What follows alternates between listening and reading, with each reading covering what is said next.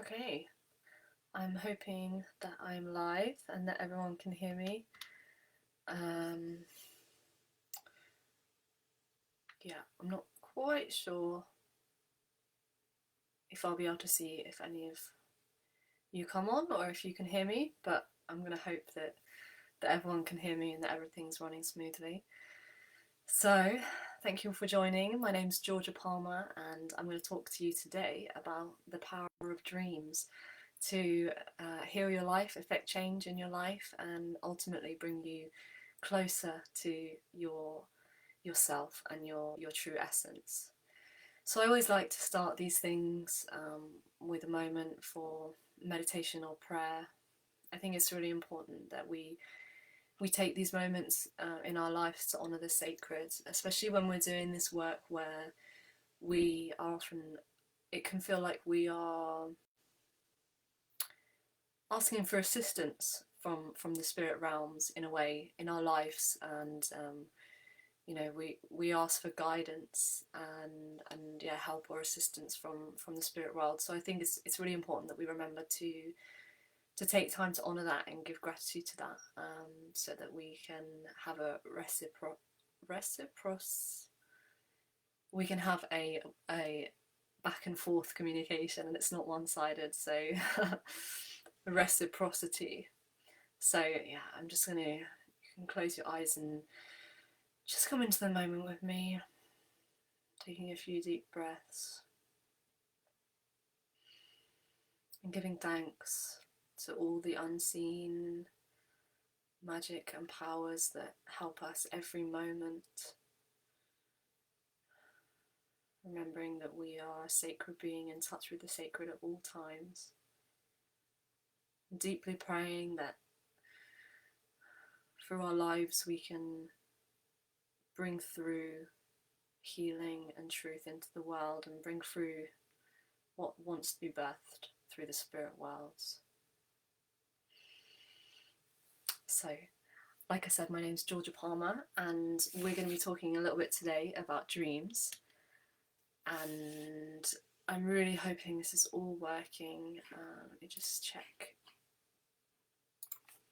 Just going to check with Tanya.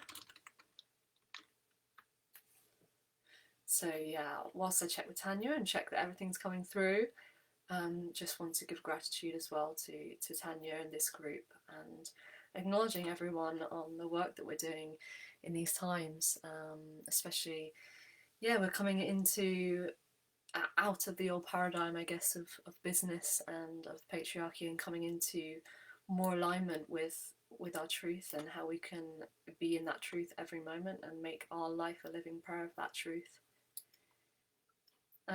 I can't see if anything's working on that, so I'm just going to trust that it is.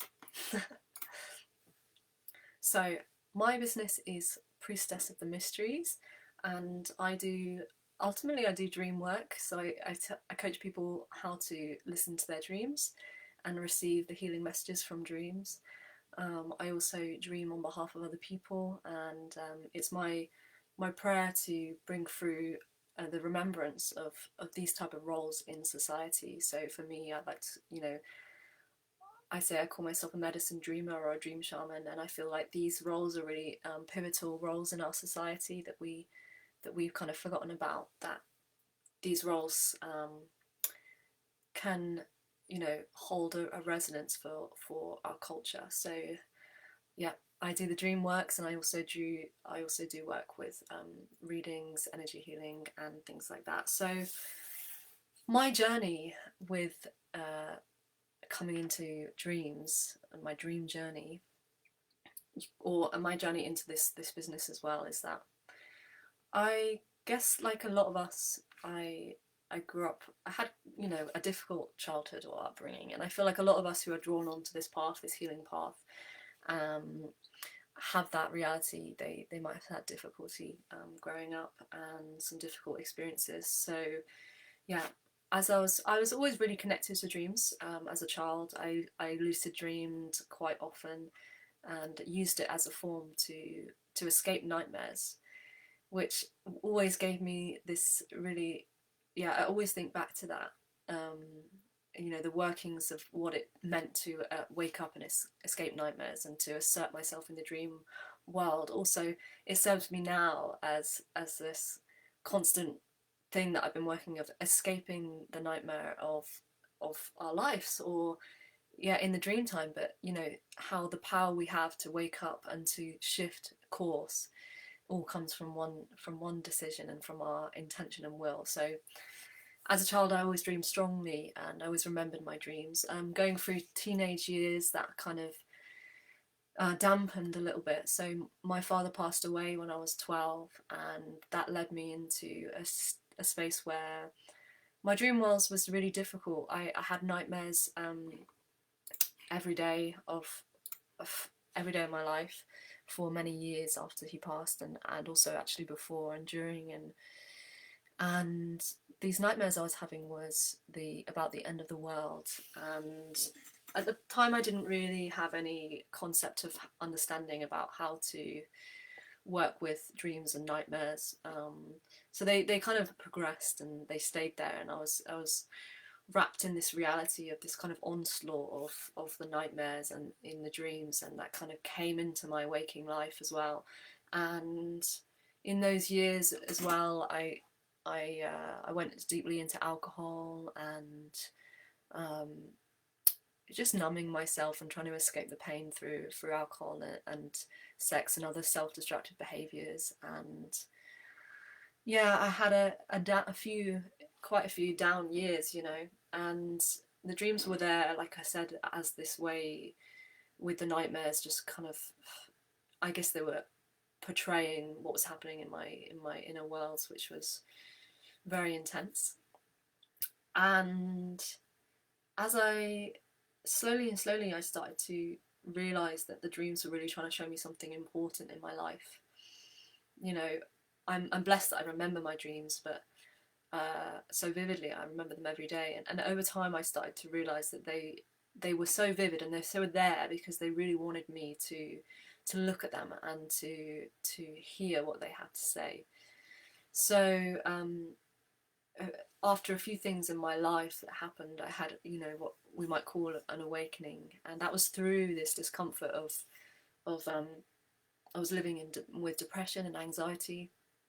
I had panic attacks multiple times a day, every day, and I was living in yeah, just a constant stress state, really, of the nervous system and of the mind and of everything. And this was all a kind of, I feel that what was happening was this was all a result of me trying to repress, hide, or cover up what was going on inside, and I was maybe not willing or not even able, didn't even understand how to look at the things inside of me and to give them space to be known. Um, so yeah, I decided, I got to the lowest point, you know, the lowest of the low that I could have got at that point, at that time, and I decided that things had to change in my life, and I had to look after my body better, I had to look after my mind better, and I started to work with meditation and affirmations and self-love. That was kind of the first part of my journey, was really just like bolstering my sense of I guess conscious positive ego, and really working with the self-love aspect of things. And the dreams were there with me alongside of that, because I used to have nightmares about various monsters and threats attacking me. And so what happened actually at that time, it's really interesting to note, is I was working in my daily life with affirmations and positive, I guess positive thinking, and basically just sending back to my psyche stories and beliefs that were positive and good. And this actually played out in my dreams, because I had this dream where for years I would dream of this particular kind of monster character, and in my dreams he'd be chasing me a lot, and I'd be trying to get away from that. And in this particular dream, this character who'd been chasing me for years, I realised that they were behind me chasing me as normal, and I realised for some reason something was wrong. And I turned around and I realised that this monster was like lying on the floor dying. And I went up to him and I took him in my arms like a baby, and I looked at him and I told him, I love you, I love you, I love you. And I was crying and crying and crying. That was a really amazing turning point for me, because I realized that I could give love to the places in myself that I was so afraid of and running away from for all that time. And that's really all that they want, is for us to turn around and look at them and yeah, like we say, give love to the places inside of us that might not, that we've been hiding and shutting down. So from that point on, really, I started to realize, wow, dreams are the real deal. There's a lot going on here, and I started paying a lot more attention to them and looking at them in various new ways. I started to see them as a conversation with me and my mind and my unconscious. The unconscious is, you may have heard of it, is a concept created by Carl Jung, or actually it was Freud, but so it is the part of us that holds the things that we shut away due to fear, or um, it could be traumatic, but also it's not just, so it stores, the unconscious stores these things that we maybe don't see, but it also, and that we choose to push down, but it also is really positive, the unconscious, because if it can hold these things which are not known because of pain and trauma, or that we've pushed down there, it also holds all these places that we don't yet know in ourselves, that are of potential and of beauty. And the unconscious also is where we connect to the spirit realms, and the sacred is the part of us that is living in that kind of other world at all times. So yeah, I started to really take this stuff for importance, and yeah, look at dreams and look at what they're trying to tell me. And I just, through studying, especially like Carl Jung, and yeah, it really, basically, to sum up, where it took me in my life was from ignorance to bliss. It took me from a place of fear of myself, and fear of the things that were inside of me and going on inside of me, and it took me to a place where I could see those things, love those things, and create a life where I was more in touch and more honouring myself as a whole, and therefore my life was more of a reflection of my totality and who I really wanted to be in this world. So there's a quote from Carl Jung about the unconscious, and it says, "Before until we make the unconscious conscious, it will direct our life, and we will call it fate." And so that's what I feel like this work is about. It's about coming into a place where we can co-create our fate. Like you said, it will direct our life and we can call it fate. But through working with the dreams and working with coming into more of an awareness of ourselves in the unconscious, is that we actually have the possibility to co-create our fate, and the life that unfolds in front of us. And we can actually also clear the way. I feel like so much about this dream work is about clearing the way of places and things that we might have stored. And it's a lot about that release and forgiveness, so that we can really be more of a clear channel to bring through ourselves into the world in a more unfiltered way. So that's a little bit about my journey with dreams, and so why I began teaching these work with dreams is because I realised the massive effect that it can have on someone's life. So there's a few things about dreams. There's many layers of dream work. So there's this work on the inner world, which is essentially the fact that it's to know thyself. So the work on the inner worlds of dreams is that we use dreams to help us look at what's going on inside of ourselves, inside of our minds, our psyches, and our repressed and sort of deeper parts of ourselves. So by getting an insight into that, we actually get an insight onto the workings of our reality, and how what we may see outside is created from these beginnings on the inside.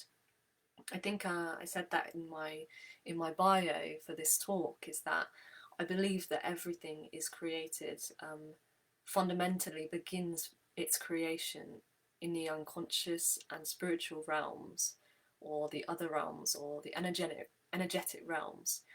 So everything is birthed there, and I feel like it's really important that we can try to clear the way a little bit in ourselves, so that the things that we're creating in our life are birthed through clarity, and they're not birthed from places that we have left unseen, because then we might have things in our life that show up that we don't necessarily want, because they're being birthed from something within us, and something in the energetic realms of the spiritual field that we've left unseen and forgotten, or we may have pushed down there. And so it can create mirrors and a reality that we may not necessarily want. And so the work with the inner work with the dreams is that we are unpacking, I guess, those things within us, and bringing us into more clarity. Know thyself. I'm just going to take a drink here.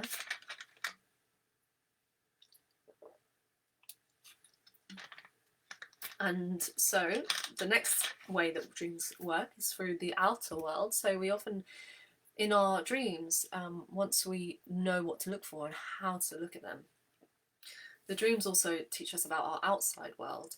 And the way they do this is non-judgmental, but it's very matter of fact. So through dreams we can see about how the things in our life, the people in our life, the jobs in our life, anything in our life, situational, how we can see in the dreams if that's right for us, what it's doing to us, how it's making us feel, or how it's changing our life, and we can receive decisions and guidance on how we can be navigating our external world. And the way that I believe that this is possible and so true is that it's, again, so the unconscious, you could see that it's when we go to sleep at night, our conscious mind goes asleep, and this unconscious, I call them sometimes the dreaming self, comes awake. And then when they go to sleep, we wake up in our daily life, and we carry on our daily life. But that part of us, the unconscious, is always scanning and taking in our daily life, and actually using that. And that's why we dream about things that we see all the time. It's because it takes in those things and uses them as symbols, but also it notices things that we don't notice. It notices some things which are like under the surface, about situations in our life that we might not know. So the unconscious can read people better than we can, because it's in touch with the energetic realms and the spiritual realms. The unconscious can see before we see the result of a situation, and know whether we should be taking that decision or not, or taking that road or not. And so dreaming can really help with that, outer world circumstances, and really help us with decisions as well. Just when we learn how to really to see the dreams and to look at them in the right way, so that we're not taking something too symbolically or too literally, and trying to balance the two. Another way that the dreams can help us is through connecting us with our guides, any guides, guardians, allies in the spirit world, spirit animals, spirit babies, anything like this, are our past deceased. So the dreams really, really are a way that we can contact power in our self and power in our spirit. Because when we navigate the spiritual realms, another thing about dreams is that when we dream and we go into that dreaming self, or the unconscious self, we enter our energetic body, our astral body, and we go into the navigating the worlds with that, navigating the dream worlds inside of our spirit body. And within that place we meet guides and guardians who can come back in, who we can bring back into this daily life as power animals and power figures for us, so that we can call upon them for guidance and co-creation, and we can go about our life with them hand in hand. So through dreams we often connect with guides, guardians, allies, and spirit animals. and through bringing them back into our physical reality, we can really go forward in life beautifully.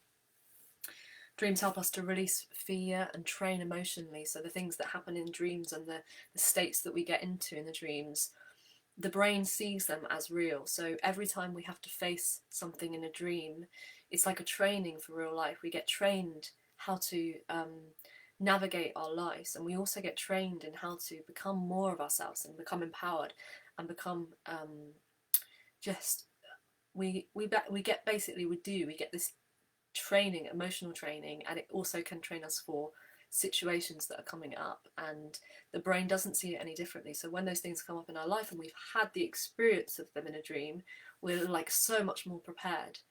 It also helps us through the training emotionally, it helps us embody more of our emotional self, because we can reclaim the emotions and the emotional expression that we might not allow ourselves in the conscious world. We can reclaim that through the dreams. And dreams give us guidance for our soul's journey. So I'd like to give you some top tips. Before that, I just want to, something that I've had to overcome with my business is branding. And why I'm talking about this here is that it ties in with this showing up in the world in our full sense. So I rebranded my business about 3 or 4 times, and that was either because I was afraid to show up fully in my truth and my wholeness, or I was trying to fit into other people's boxes and to sell, basically to sell or to be sellable or marketable. And my most recent rebranding, Priestess of the Mysteries, is now what feels fully aligned for me, and that's really shifted a lot, because I feel like if we're wanting to be showing up in the world in our fullness and really bringing through these gifts from the spirit world into the material world, we have to be willing to show up for ourselves, fully in ourselves, without fear, and really find that branding and business that comes together and really feels like the embodiment of our true essence. And beautifully, I found that with this new branding, because I decided to let go of fear and started showing up in myself and claiming the parts of myself that I wanted to be claimed.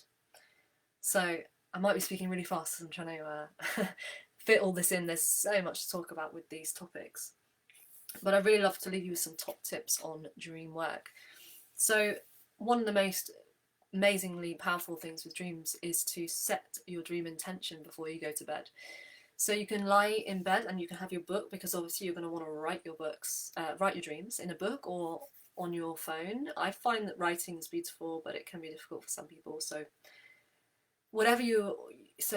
before bed, you can close your eyes before you're going to sleep and actually find a dream intention and create that. What do you want to receive from your dreams tonight? What do you want to understand or be revealed through your dreams? And you can write that down. And that actually just tells your unconscious, who's always there, like we say, always there, picking things out and finding information. That tells your unconscious that I want to hear what you have to say, and I want you to say it in this way for me to be able to hear. So setting the dream intention is super important. And then waking up slowly is really important. So if you have to wake up for an alarm, set your alarm earlier than you need to get up, but ideally no alarm. And you stay on the side that you're sleeping on. So you're awake from your sleep and you stay there, and you try and remain in the liminal space between dreaming and awake. And that's really important, because if you wake up and you shift and you move around, you could just jump out of it. And in that space, you might find that you remember dreams more. And just writing down in first person is really powerful. So writing, I am here, instead of writing, I was in this dream, I was in a forest, like I am in a forest and I am seeing this. And also really important to write down what feelings you feel upon awaking, because the feelings we feel upon awaking can signify things for us. And then once you have a dream that you've awoken with, hopefully, you can start to look at that dream. And the number one top tip for starting to work with dreams is this idea that everything and everyone in a dream is an aspect of you. So that means that you know, the person that shows up, the space you're in, the animal that's there, the object, it's all a symbolic representation of a different part of you, ready to be seen and understood and known. And it's being in symbolic form so that it can be displayed as a metaphor, as a metaphoric language. So one of the ways we can look at dreams is through metaphor. So like as if, the idea of as if. So it was as if this, or it's like that. The idea, so you could consider, and it just takes the brain a little bit of training to look at life in this way as well, this symbolic language. So you could look at a dream of you driving your car and the brakes failing. Obviously, you could look at it literally and say, okay, I need to look at my brakes, they might fail, which might be good to look at anyway. But with this this top tip of everything is you, so it could be that there's a part of you or something in your life that you aren't able to put the brakes on. Something's moving too fast. You know, so it's looking at that kind of like a metaphor. What does it mean to not be able to put the brakes on in something? That could be like something emotional, like anger or something like that, or it could be something that you've gone ahead with, like a project or something, and you can't put the brakes on, or you're working too fast, or you're going to burn out. So it's like looking at these dreams as metaphoric and symbolic. The other way is to look at associations as well. So my associations with a car might be totally different to your associations with a car. If I see a cat in my dream, that might mean something totally different to you. So when you have your dream to look at, you can explore your associations with the people that they're in that dream, what they bring up in you, what they remind you of, people, energy, situation, anything. Try and look at the associations that you personally have with those things that come up in your dreams, and that should give you kind of a guidance as to what that means for you, because your is, in a way, it's like the way that we perceive life is through personal association. So in a way, we could look at everything symbolically. We could look at life as a waking dream. And that's, I feel like, where this work is so beautiful, because really we are living this waking dream, and we have the power to see it, to understand it, and to affect conscious change through.